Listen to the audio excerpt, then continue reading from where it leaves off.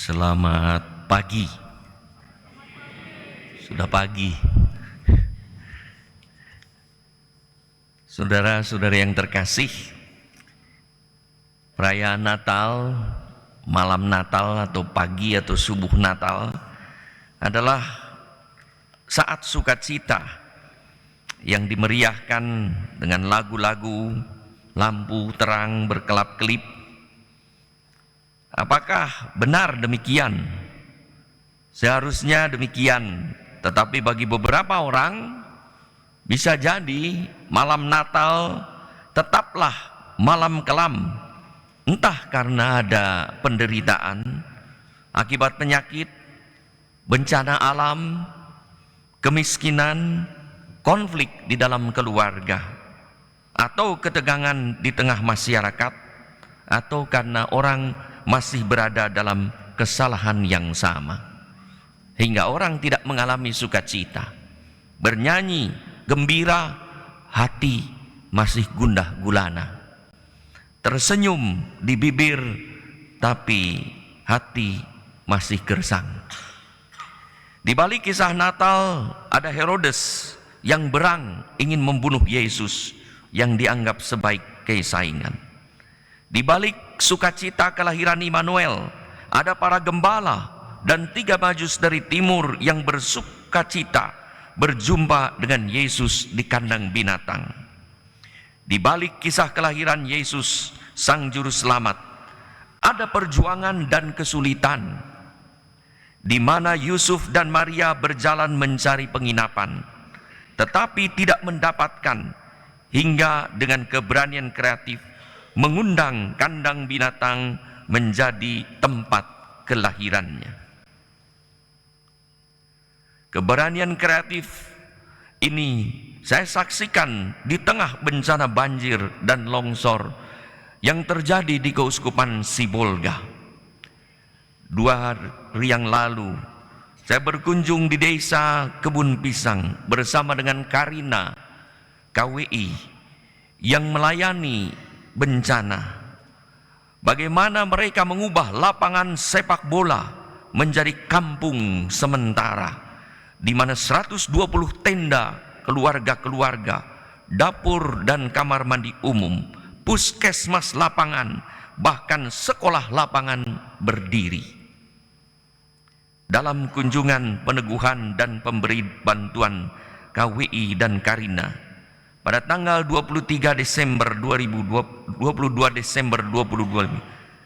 saya tidak mendengar keluhan dan kemarahan, kecuali menyaksikan kepasrahan dan harapan setelah rumah mereka bukan hanya terendam air, tetapi telah lenyap tertutup lumpur. Saat ditanya oleh orang-orang yang berada di luar itu, ketika tahu saya datang ke sana, apakah keadaannya sama dengan gambaran yang dilihat di video yang sedang viral? Saya mengatakan keadaannya jauh lebih parah, hingga tiada kata, hanya air mata di depan fakta yang mengundang aksi nyata, buah dari sebuah doa yang nyata.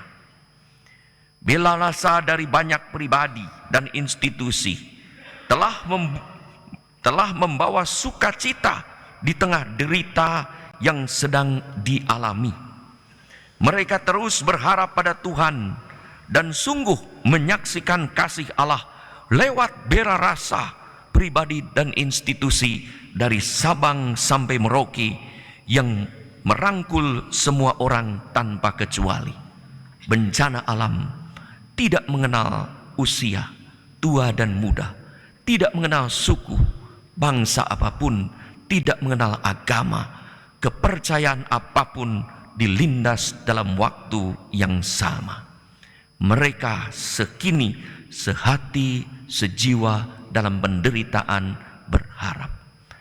Dalam wajah-wajah mereka terbersit harapan akan kedatangan Tuhan yang menyertai mereka.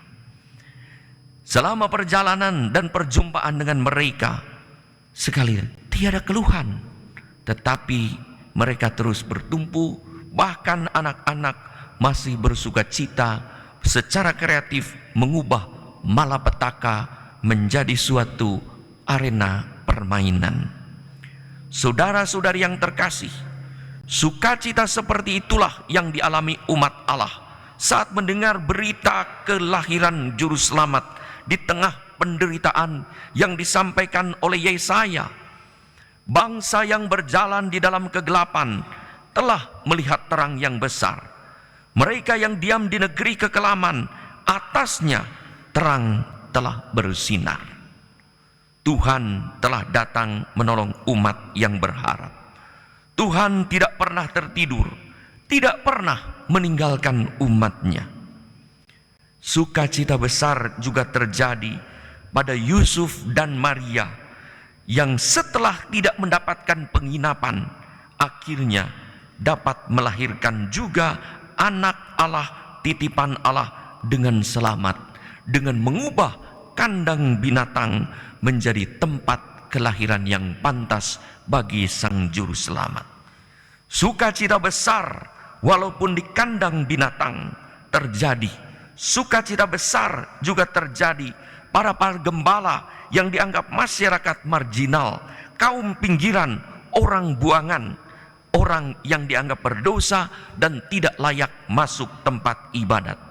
Tuhan pertama-tama memberitakan warta gembira itu justru kepada mereka. Sementara kamar-kamar penuh tertutup, tidak mampu mempersilahkan Juru Selamat untuk lahir di salah satu rumah penginapan. Tetapi hati para gembala terbuka, masih kosong, masih ada tempat untuk kelahiran Sang Juru Selamat. Maka mereka mendapat warta pertama tentang Juru Selamat melalui para malaikat Tuhan dan menyaksikan kemuliaan Tuhan yang meliputi mereka. Malaikat mengajak mereka untuk bersukacita karena sukacita kesukaan besar untuk seluruh bangsa bahwa hari ini telah lahir Juru Selamat, yaitu Kristus Tuhan. Sungguhkah hari ini Juru Selamat lahir bagi kita? Tanda kelahiran Juru Selamat dalam hati, rumah, keluarga, gereja, umat, dan masyarakat. Ada sukacita besar seperti digambarkan dalam Injil. Para malaikat dan bala tentara surga bernyanyi, memuji, dan memuliakan Tuhan. Kelahiran Juru Selamat dalam hati kita ditandai oleh sukacita. Sukacita bukan berarti semuanya sudah berlalu, masalah berlalu, belum tentu. Kesulitan mungkin tetap ada, tetapi harapan besar, kesadaran akan Allah beserta kita yang mendampingi kita sungguh sangat dirasakan. Saudara-saudara yang terkasih, sukacita itu pun yang saya lihat dari seorang ibu yang menggendong anaknya ketika menerima uang pegangan pemberian untuk membeli sedikit makanan.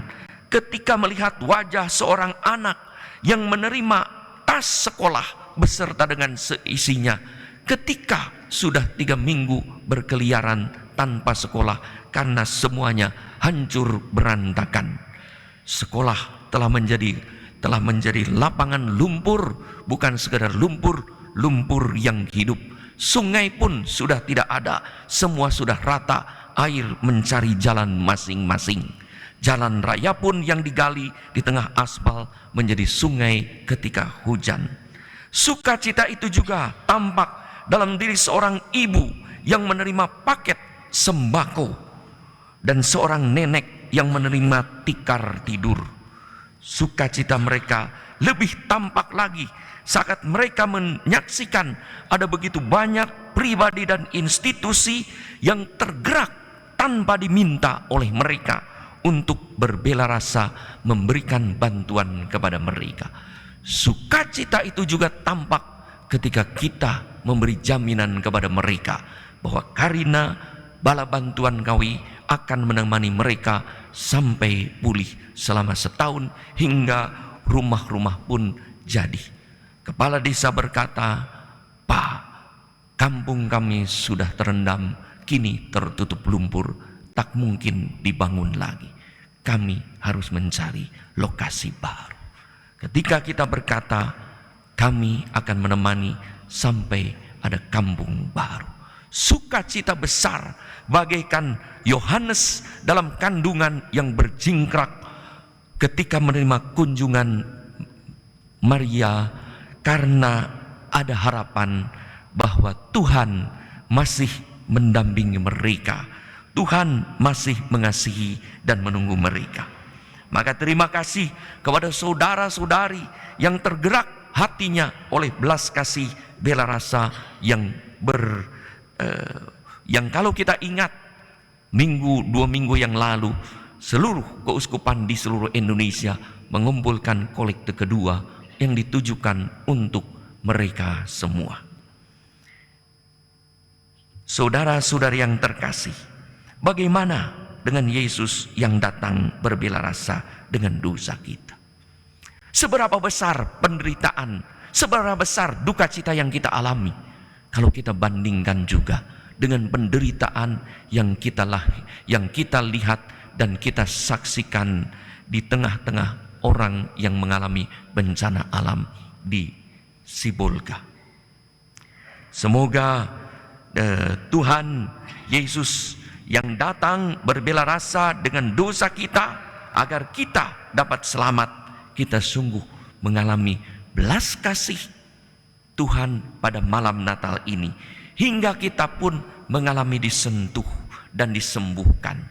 Hati yang keras dilembutkan, hati yang marah dilunakkan, hati yang dendam dilembutkan hingga kita bisa saling memaafkan, hati yang beku dicairkan. Semoga kita pun bersukacita dengan terus berharap pada Tuhan. Pintu suci Porta Santa katedral ini akan segera ditutup. Pintu Porta Santa di tempat-tempat lain akan ditutup juga pada tahun ini, dan Vatikan pada tanggal 6 Santo Petrus 6 Januari tahun ini ditutup. Pintu itu ditutup agar pintu hati kita menjadi pintu suci yang terbuka pada sesama. Semoga dengan demikian melalui perkataan, perbuatan, melalui hidup kita, orang bisa memasuki kehidupan yang suci, hingga sukacita kita sungguh bisa tertular kepada sesama. Mari buka pintu hati kita agar Kristus Sang Raja Damai hadir, lahir di dalam hati kita, hingga kita pun bersukacita melonjak di tengah berbagai persoalan yang mungkin masih kita alami. Selamat Natal, Tuhan memberkati kita.